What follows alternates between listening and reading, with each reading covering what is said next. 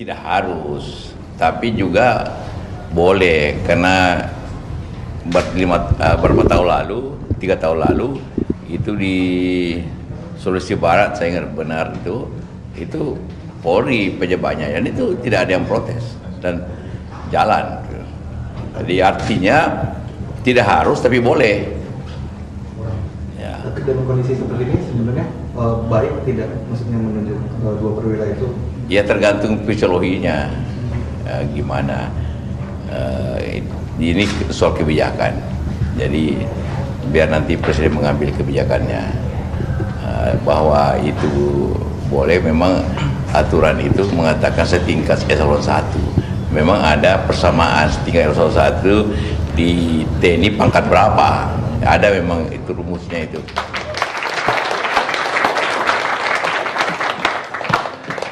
Pemirsa, kita masih bersama Indonesia Lawyers Club. Ada yang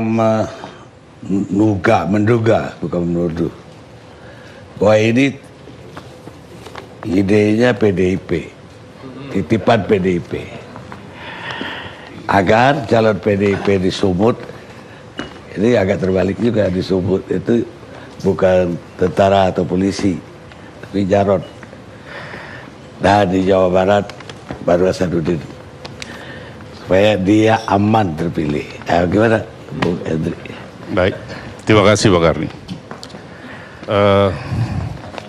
Adalah keliru dan sangat keliru kalau kebijakan dari Menteri Dalam Negeri tentang mengusulkan 2 orang Pati Polri untuk menjadi pejabat Gubernur Sumatera Utara dan Jawa Barat yang dikait-kaitkan dengan kepentingan politik PDI Perjuangan dalam pilkada, khususnya di 2 provinsi itu.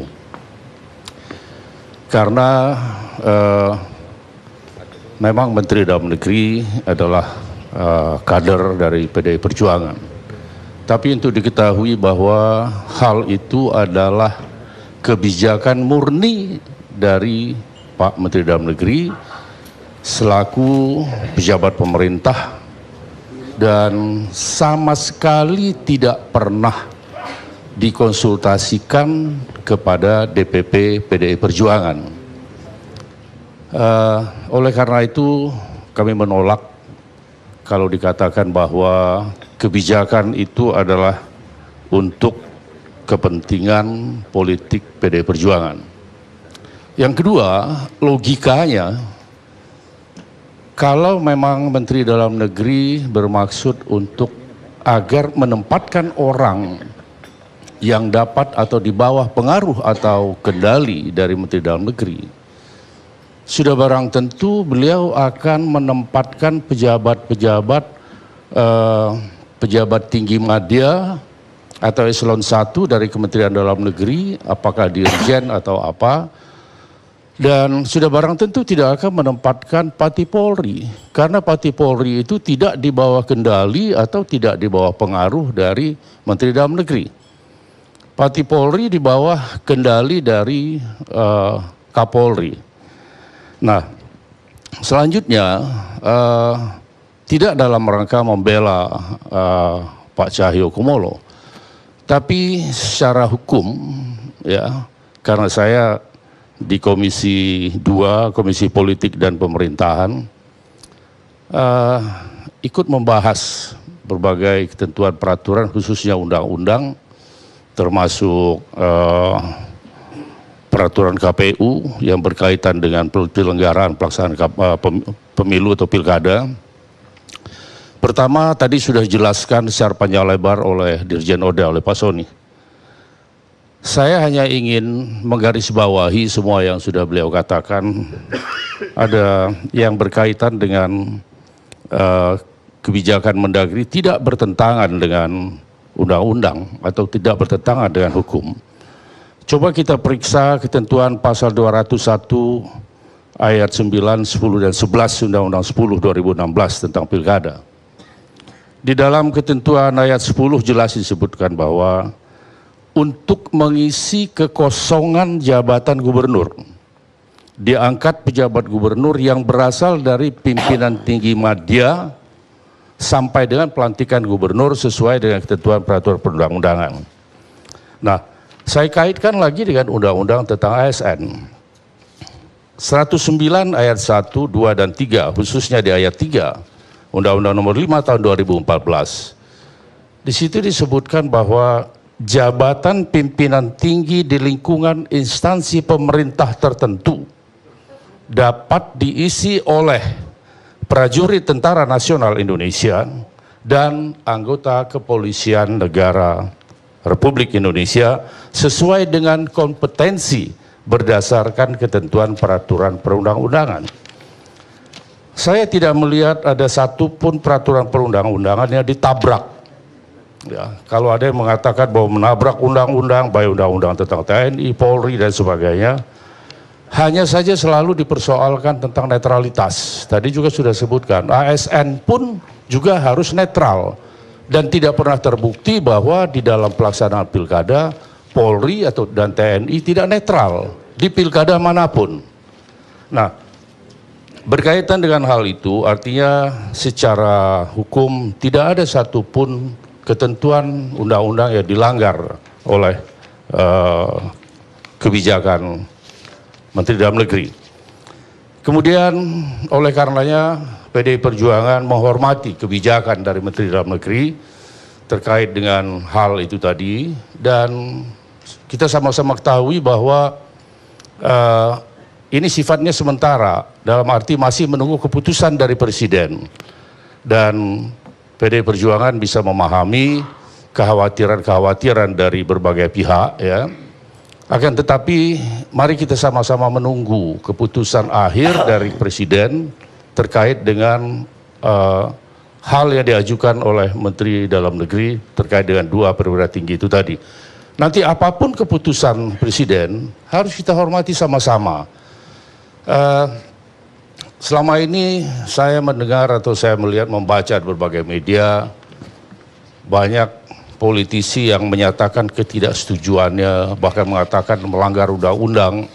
Harapan saya bagi partai politik yang menganggap atau mempunyai suatu penilaian bahwa kebijakan itu bertentangan dengan undang-undang, semua ada jalurnya. Sebaiknya partai politik yang bersangkutan memerintahkan kepada fraksinya, kemudian fraksi memerintahkan kepada Kapoksi dalam hal ini Kapoksi 2, ya, untuk memanggil Menteri Dalam Negeri, untuk meminta penjelasan dari Menteri Dalam Negeri terkait hal dimaksud. Jadi yang membuat gaduh ini justru pihak-pihak lain. Sebetulnya tidak ada kegaduhan. Tadi seperti dikatakan oleh Pak Fadlizon, ini adalah suatu kemunduran demokrasi, ini adalah membuat kegaduhan baru. Saya lihat tidak ada kegaduhan, ya, karena semua berjalan. Juga hal ini bukan hal yang baru, tapi sudah ada presiden hukum sebelumnya. Kita melihat di era Pak SBY misalnya, pada saat itu ada Pak PJ Gubernur Jawa Timur, kalau saya tidak salah, ya, namanya Mayor Jenderal TNI H. Setia Purwaka, yang ditunjuk sebagai Gubernur Jawa Timur, pejabat Gubernur Jawa Timur pada periode 2008-2019. Kemudian tadi sudah disebutkan, Irjen Polisi Dr. Andes Carlo Brixteu, tidak ada masalah, tidak ada keberpihakan, tidak ada ketidaknetralan.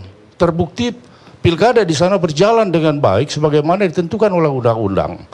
Jadi saya tidak akan memperpanjang hal-hal lain yang justru nanti menimbulkan perdebatan-perdebatan yang tidak semestinya, begitu Pak Karim. Terima kasih. Assalamualaikum warahmatullahi wabarakatuh. Tadi ada menyebut 2 presiden, ya. Ada Carlo Teu, ada Jawa Timur. Terus menurut Anda kenapa sekarang ribut? Ada 2 lagi kalau saya tidak saya lupa, ya. Tapi ya, yang pasti bahwa dengan ya, jadi dengan penunjukan terhadap anggota TNI atau Polri sebelumnya tidak terlihat atau tidak ada satupun bukti bahwa dengan pejabat gubernur yang dijabat oleh seorang anggota perwira tinggi TNI atau Polri terjadi keberpihakan atau tidak netral, dan Tidak ada pasal undang-undang manapun yang dilanggar. Semua ini apa yang disampaikan oleh beberapa pembicara terdahulu, khususnya Pak Fadlizon, saya melihat hanya opini-opini pribadi yang sifatnya subjektif, yang tidak ada landasan berpijaknya, tidak merupakan mempunyai nilai yuridis argumentatif. Tapi kalau apa yang disampaikan oleh Pak Sony, yang kemudian tadi saya garis bawahi, itu adalah dasar hukum. Kita bicara hukum di sini. Namanya pun Indonesia Lawyers Club. Jadi para ahli hukum yang berkumpul ditambah praktisi-praktisi lain, kita membahas dari sisi hukumnya. Kalaupun ada sisi lain adalah sisi politiknya. Nah kalau sisi politik dikaitkan dengan kepentingan politik PDI Perjuangan, sudah saya sampaikan tadi secara gamblang. Baik, apa Pak Li? Saya ingin menambahkan saja Pak Karni, sedikit aja. Pertama, kalau soal hukum saya sudah menyampaikan tadi beberapa argumentasi, saya kira sudah cukup kuat. Tapi persoalan juga masa jabatan, kita periksa ya. Masa jabatan Gubernur Jawa Barat itu akan berakhir 13 Juni 2018. Masa jabatan Gubernur Sumatera Utara akan berakhir 17 Juni 2018. Sementara pilkadanya itu adalah 27 Juni, ya kan? Tidak ada urgensi yang terlalu besar di sini untuk mengganti menjadi PLT.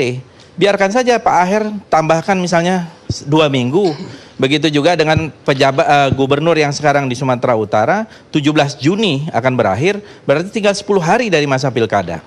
Ya, mungkin kalau mau berakhir ya pada saat itu di PLT kan ya bisa, tetapi itu tinggal beberapa hari saja, ibaratnya seperti itu. Jadi menurut saya itu dari hal yang teknis. Di samping tadi argumentasi yang saya kira menimbulkan satu kontroversi, ini kan jelas berarti ada masalah di situ. Ya tapi kalau itu Pak Karni, saya perlu jelaskan. Kalau kita bicara hukum, ada dasar hukumnya. Tunggu dulu. Kalau itu jawabannya, gubernur itu kalau habis masa jabatan tidak ada opsi diperpanjang, Pak. Ya, maksud saya ini kan masih berbicara bulan Juni ya. Kalaupun diperpanjang itu bulan Juni tinggal berapa hari? 2 minggu. Tidak ada misalnya alasan kekurangan SDM dari Kementerian Dalam Negeri pada waktu itu. Ya, pejabat tinggi media di Kementerian Dalam Negeri kan bisa pada saat itu, atau yang lain ya, yang saya kira tidak menimbulkan satu kontroversi yang tidak perlu. Boleh sekali lagi Anda mau jawab.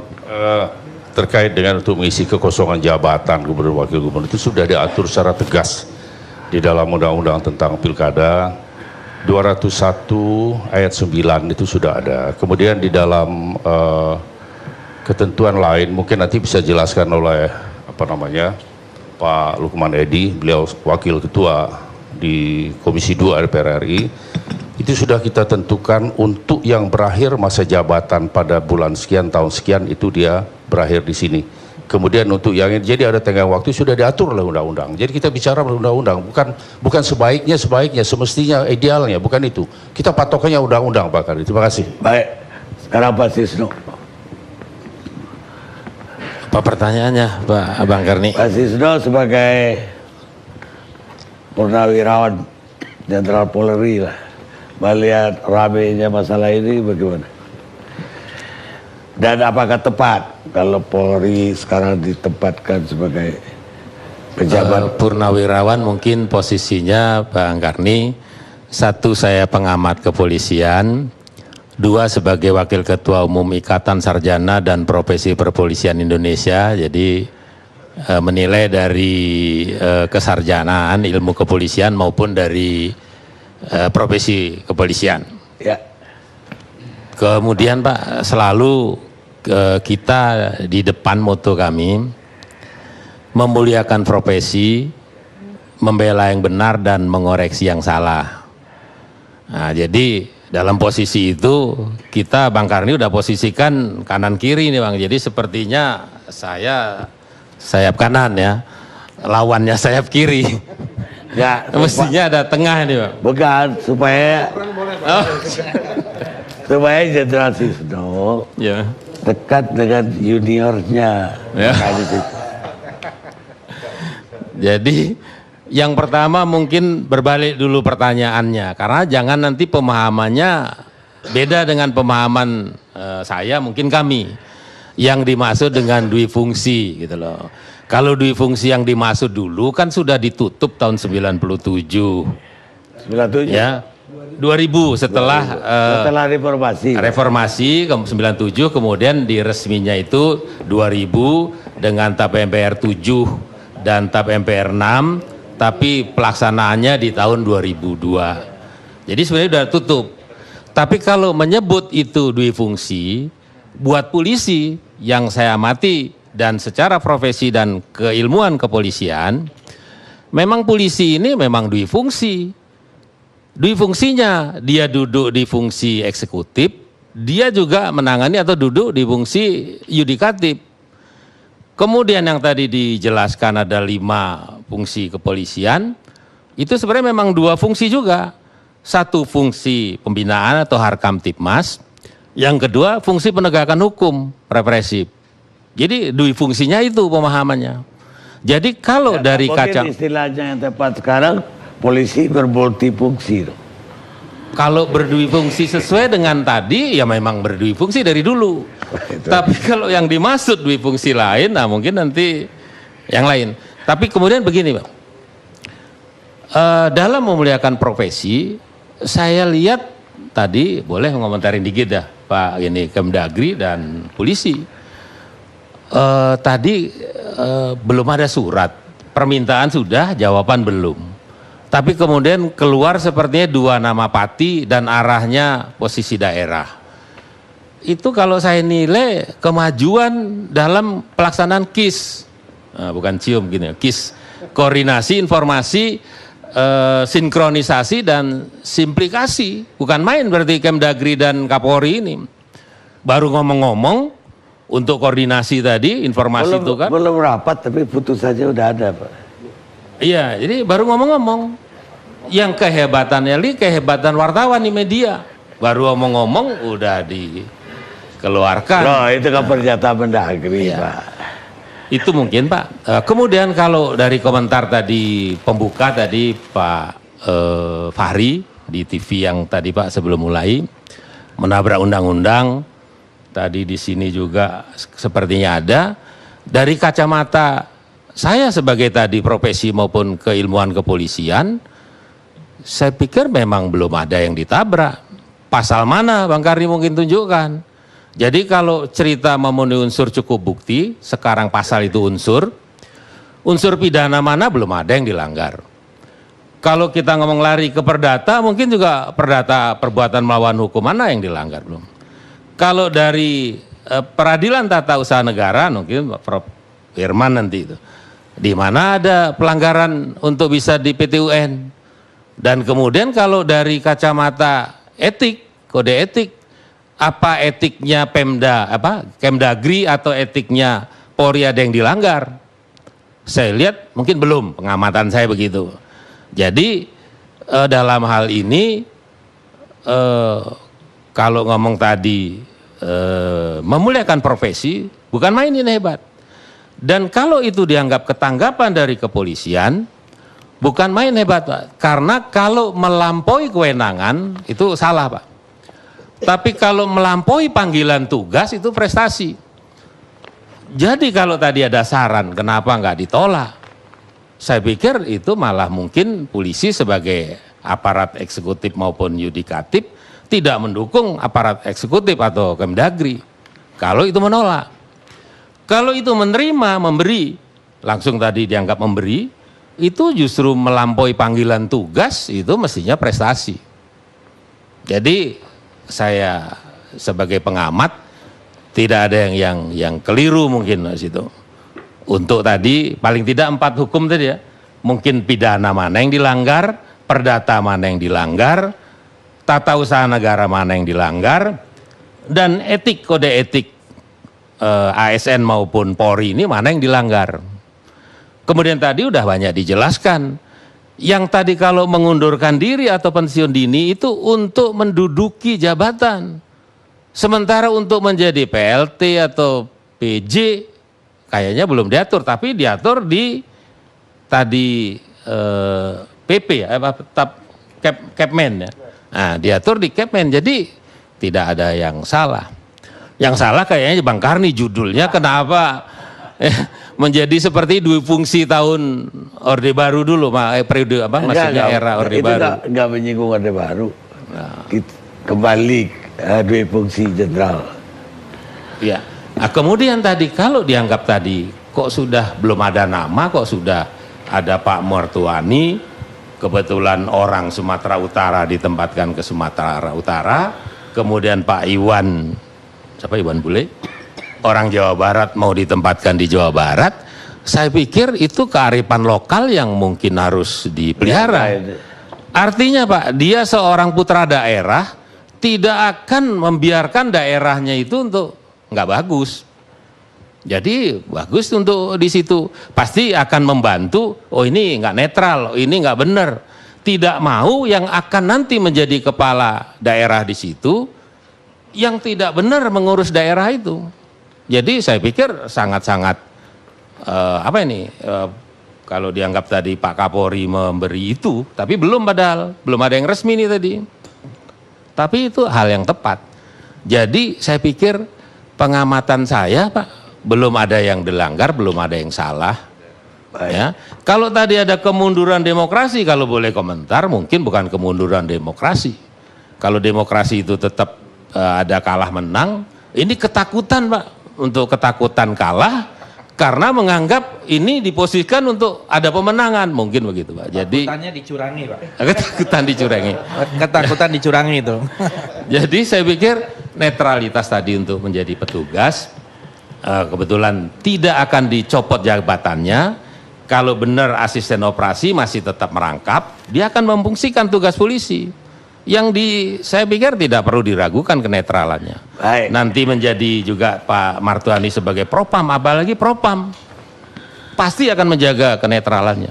Nah, kalau tadi Pak Asari untuk sulit itu untuk mengkriminalkan polisi, polisi udah tunduk di Undang-Undang Peradilan Pidana Umum, saya kira nggak sulit. Dan sudah ada contoh oknum pejabat polisi yang dikriminalkan atau yang dipidanakan. Jadi saya pikir susah itu kan tinggal kemajuan zaman, kemajuan ini untuk gimana untuk menyelesaikan kesulitan itu. Jadi perlu tantangan untuk kemajuan. Baik Pak Sisto. Terima kasih. Sekarang Pak Sodi. Baik Bang Karni, ini untuk mengklirkan saja. Yang pertama terkait dengan statement Pak Fadlijon ya. Saya kira alternatifnya kan kalau tinggal kurang berapa hari kan 27 Juni lah itu pilkadanya, kemudian berakhir 13 Juni untuk Jawa Barat dan Sumatera Utara itu 17. Kenapa nggak diperpanjang? Di undang-undang yang ada tidak diperbolehkan mengurangi maupun menambah 1 detik pun dari periode 5 tahun. Jadi ini bahasanya begitu, ini bahasanya. Jadi ini lebih ekstrim sedikit lah, kan? Tidak boleh. Jadi diperpanjang tidak bisa seperti zaman dulu masih dimungkinkan. Zaman dulu ada, sekarang tidak ada. Ini kerjaan Pak Lukman nih saya kira itu.